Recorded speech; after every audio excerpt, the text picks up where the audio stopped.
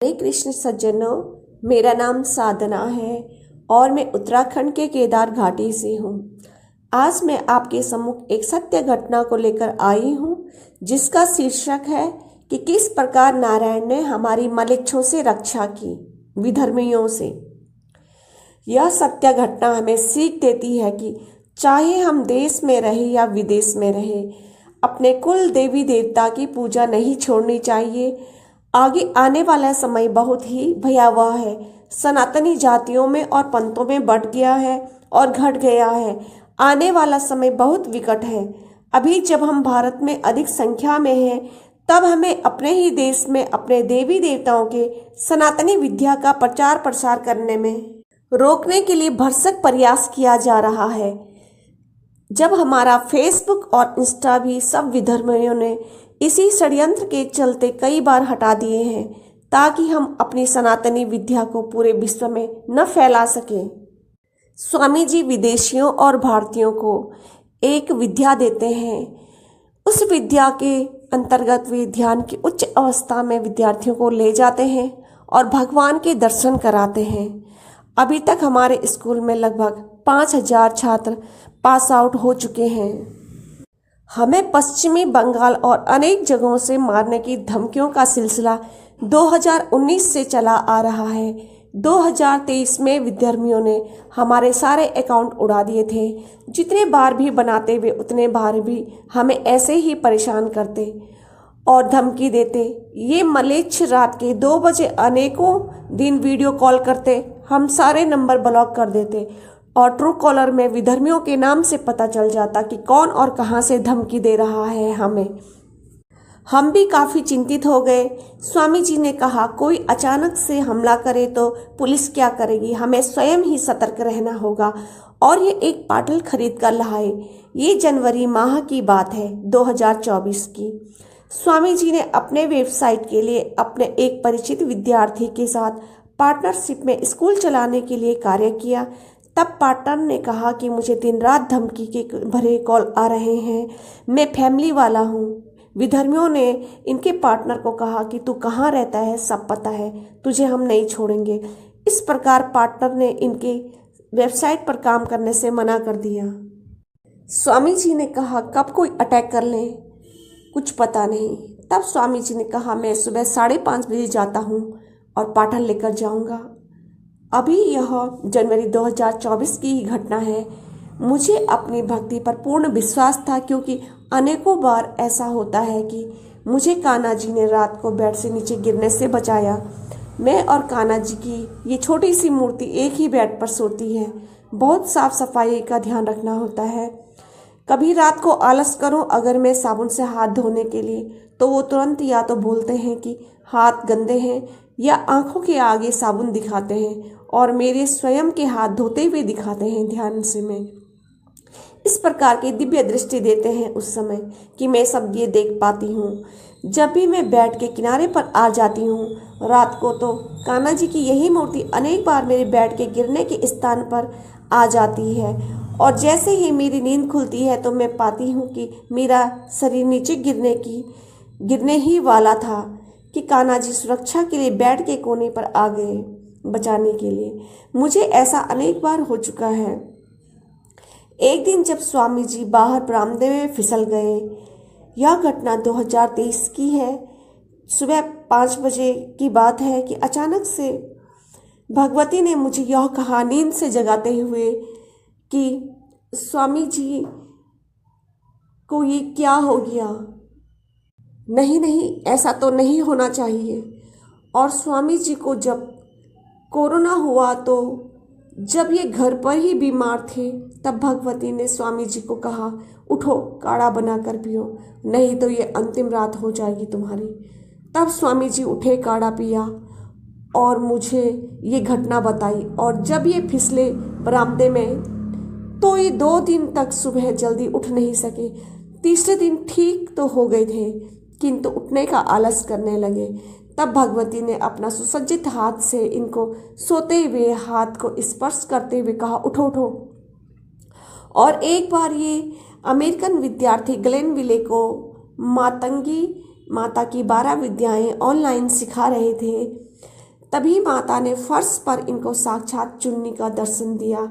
जब ये बातें इन्होंने मुझे बताई तो मैंने स्वामी जी को कहा कि साक्षात दर्शन इस प्रकार से हुए होंगे ना आपको। पहले भगवान धुंधले दिखते हैं, स्वयं को धुंधले दिखाते हैं हमको, और फिर साफ साफ करते हैं और ऐसी झलक देते हैं, फिर पूर्ण रूप से अपने आप को बिल्कुल साफ दिखाते हैं। और बात करना या न करना उनकी इच्छाओं पर निर्भर होता है, और वे तत्काल क्षणिक समय का दर्शन देकर अदृश्य हो जाते हैं। क्योंकि मैं बहुत भाग्यशाली हूँ, मुझे अनेकानेक बार भगवान के साक्षात दर्शन हो चुके हैं। बातें, संकेत, ध्यान में दर्शन तो लगभग रोज के ही हैं। मेरे साथ ये सब सोचते सोचते रात हो गई। मैं आगे यह सोचने लगी कि जब भगवान हमारी इतनी रक्षा करते हैं, इतना प्रेम देते हैं, तो मन में पूर्ण विश्वास था। लेकिन प्रश्न भी आया कि क्या भगवान हमारी हत्या होने देंगे? क्योंकि स्वामी जी ने कहा था कि गुलशन कुमार बेचारा शिवालय को पकड़े रहा, शिव पुकारता रहा, पर शायद प्रारब्ध ऐसा ही रहा होगा कि उसकी वहीं हत्या होनी लिखी होगी।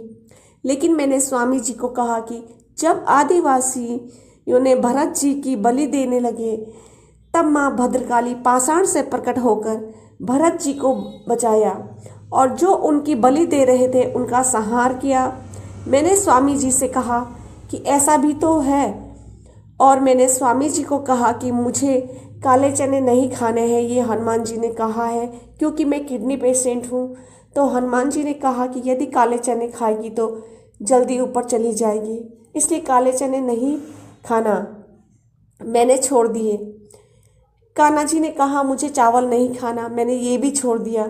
यदि लाइट चली जाए और फ्रिज का खाना बाद में मुझे खाना हो, तो ये छोटे से कान्हा ऐसे दिखाते हैं मुझे फ्रिज का खाना, ऐसा दिखाते हैं कि अपने हाथ में वो फ्रिज की प्लेट या कटोरा निकालते हैं जिसमें बासी खाना होता है, जो कि मुझे बाद में खाना होता है। और यदि लाइट चली जाए तो ये फ्रिज का दरवाज़ा खोलते हुए मुझे ऐसे दिव्य दृष्टि से दिखाते हैं, और उस खाने को अपने हाथ से जो है गाय के थाली में डालते हैं, ताकि वह मुझे यह दिखाते हैं कि तुम्हें यह खाना नहीं खाना, ताकि मैं बासी न खाऊं। जब मैं किसी धाम में जाती हूँ, मैं कौन से वस्त्र पहनूं, यह भी वही निर्णय लेते हैं और वही बताते हैं, संकेत देते हैं कि ये वस्त्र पहनो। जिस दिन भी मुझे कहीं से खुशी मिलती है या खुशी की सूचना मिलती है, तो प्रातः कान्हा जी खिलखिलाकर हंसते हैं बाल रूप में, और कहीं से दुख की सूचना आनी हो तो वो प्रातः ही अष्टपात करने लग जाते हैं। अब जब वो हमारी छोटी छोटी बातों में हमारा ध्यान रखते हैं, तो मन में ये प्रश्न आया कि क्या कान्हा जी हमारी हत्या विधर्मियों के हाथों होने देंगे? फिर मन में ऐसा भी ध्यान आया कि बागेश्वर धाम के महाराज तो सिक्योरिटी रखते हैं। इतनी बड़ी शक्ति, इतनी बड़ी कृपा होने के बावजूद भी मन में आया कि वह सिक्योरिटी क्यों रखते होंगे। और ऐसा भाव भी मन में आया कि क्या हम पर उनसे भी अधिक कृपा बरस रही है भगवान की। और रोज़ भगवान हमें जगाने के लिए आते हैं, मुझे तो अक्सर ही आते हैं जगाने के लिए। सुबह कभी कान्हा जी आते हैं, कभी भोले जी, कभी हनुमान जी, और कभी राधे जी, कभी भगवती।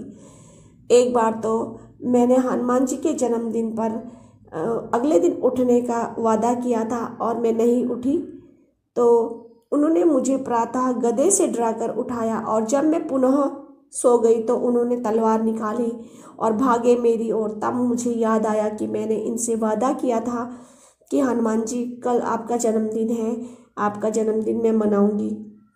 ऐसी ऐसी अचंभित कर देने वाली लीलाएं हमारे साथ होती है। इसलिए फिर सोचा मन ने कि क्या भगवान की कृपा हम पर बागेश्वर धाम से अधिक है। ऐसा सोचते सोचते मैं रात्रि को सो गई। अगले दिन जब स्वामी जी पाठल साथ लेकर जाने लगे स्कूल, तो मैंने कहा स्वामी जी मत ले जाओ, सब कान्हा जी पर छोड़ दो, क्योंकि आप गुलशन कुमार को देख रहे हो और मैं भरत जी को। जब भरत जी के लिए भद्रकाली माता पाषाण से प्रकट हो सकती है, तो हमारे लिए क्यों नहीं। मैंने कहा मत ले जाओ पाठल। तब इन्होंने घर में ही पाठल छोड़ी। स्कूल जंगल में था तो वो चले गए, फिर स्वामी जी स्कूल तो चले गए, लेकिन मैं चिंतित होने लगी और सोचने लगी कि यदि इनकी हत्या हो गई तो मैं तो नदी में कूद जाऊंगी। ऐसा मैंने मन में सोचा। तभी प्रातः जब मैं जगी तो एक अदृश्य शक्ति ने पुरुष की आवाज में मुझसे कहा कि अब जो भी होगा नारायण की इच्छा से होगा। तो मैं समझ गई कि प्रभु ने हमें सुरक्षा कवच में ले रखा है। तब से हम दोनों ही निडर होकर जीने लगे। मेरा यहाँ सज्जनों इस घटना को कहने का एकमात्र यह आशय है कि आने वाला समय बहुत भयावह व विकट है। इसलिए समय रहते भगवान के साथ इतना प्रगाढ़ संबंध बना लो कि तुम्हें विश्वास हो जाए कि विधर्मी हमारा कुछ कर नहीं पाएंगे। इसलिए समय रहते भगवान की भक्ति करो और निस्वार्थ भाव से करो। इसके लिए भगवान में खोना होगा पूर्ण समर्पण। आपकी भक्ति की तड़प ऐसी होनी चाहिए जैसे प्रेमी प्रेमिका के लिए तड़पता है। तब देखना सज्जनों, आपका भगवान के साथ अटूट संबंध बन जाएगा और भगवान आपको सुरक्षा कवच प्रदान करेंगे। वे लीला के माध्यम से आपको बता देंगे कि तुम्हें मैंने शरण में ले लिया है। और फिर जब भगवान एक बार पकड़ लेते हैं तब वो उसको कभी नहीं छोड़ते। इसलिए सज्जनों, मैंने ये वीडियो बनाई है। समय रहते हुए स्वयं को सुरक्षित कर लो। जब बहुसंख्यक होके हमारे देश में हमारा ये हाल है सनातनियों का कि हमें अपने ही देश में अपने देवी देवताओं की पूजा नहीं करने दे रहे, मारने के पीछे पड़े हैं, हत्या करना चाहते हैं, तो सोचो जिस दिन हिंदू अल्पसंख्यक हो जाएगा तब हमारा क्या होगा। इसलिए कह रही हूँ कि भगवान को वश में कर लो, अभी मौका है। बिना भक्ति करे अंत में चिल्लाओगे बचाओ बचाओ प्रभु, तो भगवान कहेंगे अरे मतलबी आज आ रही तुझे मेरी याद। इसलिए स्वार्थवश भगवान की पूजा न करे, न बेटा न धन संपदा के लिए पूजा करे, सिर्फ भगवान के हो जाइए। मैं यहाँ बिल्कुल ये नहीं कह रही कि आप मेरी तरह समाज से कट जाइए, आप सन्यासी बन जाइए, नहीं। आप गृहस्थ हो, बचे समय का सदुपयोग माला जाप करके कीजिए। कभी निंदा करने वालों के साथ समय व्यर्थ न गंवाएं, क्योंकि पाप के भागी बनते हैं। सिर्फ शौचालय में नाम जाप न करें, अन्य समय हर वक्त मुख में काम करते समय भगवान का नाम लें। भगवान ने प्याज लहसुन और मशरूम ये तीनों चीज़ें न बनाने के लिए कहा हमें। मुझे तो कहा है तो मैंने स्वामी जी को कहा और हम दोनों ने ही ये तीनों चीज़ त्याग दिया है। आप भी इसे जीवन में अवश्य उतारिएगा। आप जो ये वीडियो में देख रहे हैं ये वृद्ध व्यक्ति, तो ये मध्य प्रदेश नर्मदापुरम से हैं और ये अपना अनुभव बताते हैं कि जब वे शिवलोक गए, नंदी महाराज जी से उनकी बात हुई तो नंदी महाराज जी ने कुछ गुप्त मंत्र उनको दिए और कहा कि ये धरती पे नहीं कहना है किसी से, और अन्य बातें कही। उन्होंने उनके ऊपर फूल माला डाली और कहा कि उन्होंने मुझसे बात भी की। उसके बाद इन्होंने काफ़ी अपने अनुभव बताए। इसके भी अलावा जो है अनेकों विद्यार्थियों ने अपने अपने अनुभव जो है शेयर किए हैं। और एक जो ये विद्यार्थी है ये यूएसए से सॉफ्टवेयर इंजीनियर है, तो ये कहता है कि मैं तीनों लोग घूम के आया था और मुझे साक्षात शिव पार्वती के दर्शन हुए। मैंने नारायण जी के भी दर्शन किए हैं और मैं तीनों लोग घूम के आया हूँ। इसके बाद जो है आप जो ये वीडियो में देख रहे हैं इन व्यक्तियों को हिलते हुए, तो ये चक्रभेदन की मध्य अवस्था में है। इनको शक्तिपात तो हुआ है लेकिन अभी ये उच्च अवस्था में नहीं गए हैं। इसके लिए अभ्यास की आवश्यकता होती है। उसके बाद ही ये जो है लोगों में विचरण कर पाते हैं, ये भगवान से साक्षात्कार कर पाते हैं। इस प्रकार से स्वामी जी आध्यात्म के क्षेत्र में काफ़ी विद्यार्थियों की उन्नति करवाते हैं और इसीलिए जो है ये विधर्मियों की नज़रों में जो है खटके हुए हैं। ये चाहते हैं कि ये क्यों अपने धर्म का प्रचार प्रसार कर रहे हैं, और इस चीज़ से ही उनको दुश्मनी है कि ये हिंदू धर्म का प्रचार क्यों कर रहे हैं, क्योंकि अधिकांश विद्यार्थी हमारे विदेशी ही होते हैं। इस प्रकार से जो है वो स्वामी जी की हत्या करने के पीछे पड़े हुए हैं। लेकिन नारायण जी का आशीर्वाद रहेगा हमारे ऊपर तो हमारा ये बाल विवाह का नहीं कर पाएंगे। हमें अपनी भक्ति पर पूर्ण विश्वास है और अब हमने सोचना भी छोड़ दिया है। सब नारायण के पूर्ण समर्पण हो गए हैं कि जैसे नारायण की इच्छा। तो बंधुओं, आप भी माला जाप कीजिएगा और ओम नमो भगवते वासुदेव का जाप भी कीजिएगा। ये बहुत अच्छा मंत्र है। इस मंत्र को ही मैंने स्वेच्छा से किया तो मैं बहुत अच्छी आध्यात्मिक उन्नति कर पाई, इसलिए ही मैं आपको बोल रही हूँ। बाद बाकी आपकी स्वेच्छा है, आप हरे कृष्ण हरे रामा करें या राधा राधे करें या राम करें, सब एक ही है, सब रूप में भगवान है। आप किसी को भी मान लीजिए। आपका दिन मंगलमय हो। हरे कृष्णा हरि बोल।